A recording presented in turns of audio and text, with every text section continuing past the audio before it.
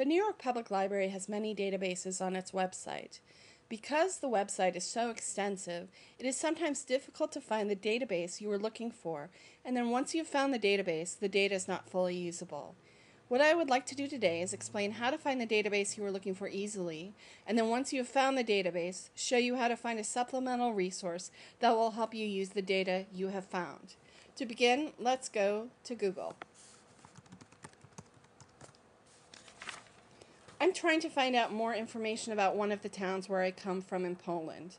At the Google search box, type in Jewish genealogy. The first search result that comes up is JewishGen, the home of Jewish genealogy.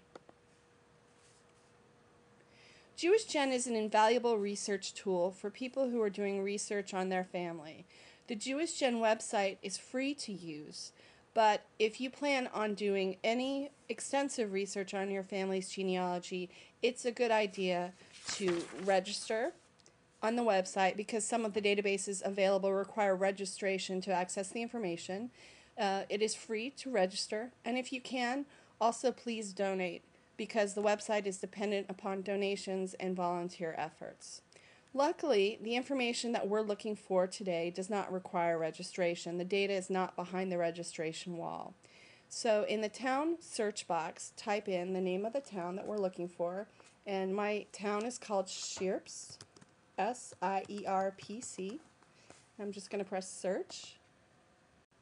This brings us to the JewishGen Communities database, which is a list of results when we searched for Sierpc. I know, luckily, that the town is in Poland, so these options here that are in Russia and Germany and Romania, I know aren't my town. But I see here there's one town that's in Poland, and this looks like it's my town. So I can click on the purple square for more information. And this brings us to the town page for Sierpc, Poland. JewishGen has created a fabulous resource, a centralized page that compiles all of the information available about the town in one place. There's the name of the town, which is highlighted, and then critical to research, alternate names, variations of how the name was spelled, depending on who was in power at that time. Many towns in this region went from being Polish to Russian to German. Additionally, the towns were often known by their Yiddish names, so all of the variations of names are listed here. Also very helpful is a map of where the town is located, as well as a list of nearby Jewish communities, essential when doing genealogical research. What we're interested in here today is the Yizkor books.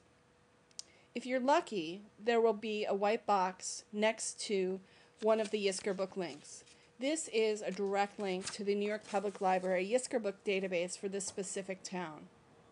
So clicking on this white box gets us into the New York Public Library, and you'll notice here that it says Sierpc, but it's not spelled the same way that we just saw it. But we know that this is the correct book because we got to the link from JewishGen, and it's essentially the same phonetically. So this is the Yizkor book, and this is a wonderful thing. What the New York Public Library has done is they've digitized all of the books that are in their holdings so that you don't have to go to the library to look at the book. And you can page through page by page. But as you can see, as I scroll through the book, the pages are all in Hebrew, which is very common for Yizkor books. For a Jewish genealogist such as myself, who doesn't know Hebrew, however, this is a big problem. Also, even if I did know Hebrew, many of the books are printed in block Hebrew, which is even more challenging to read.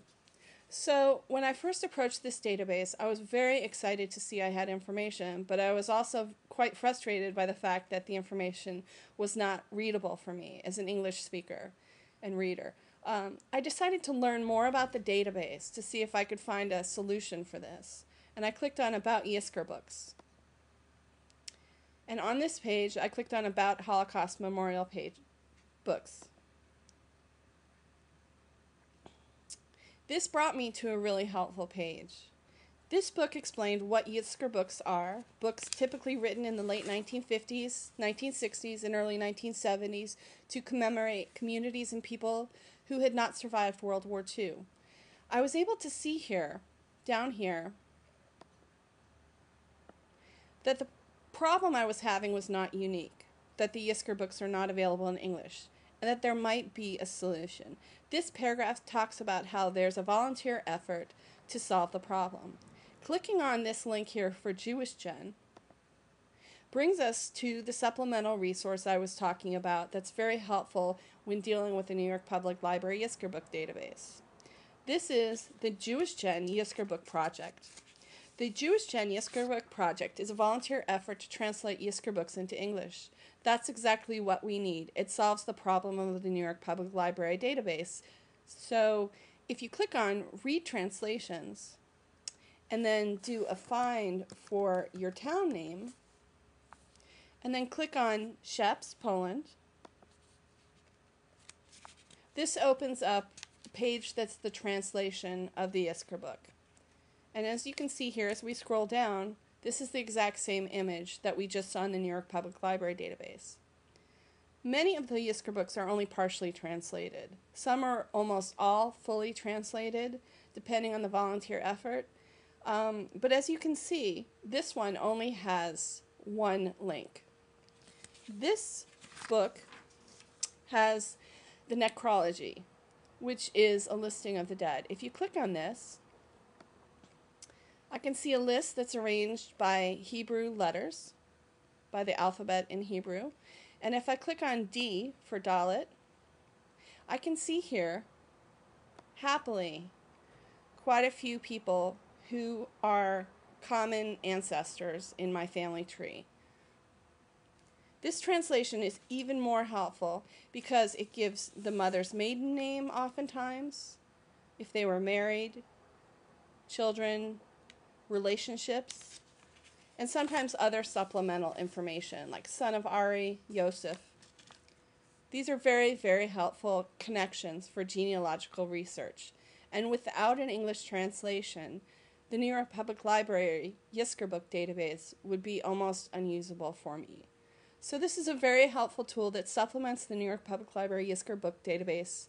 It's invaluable for researchers who don't have the primary language knowledge that they might need to use the database.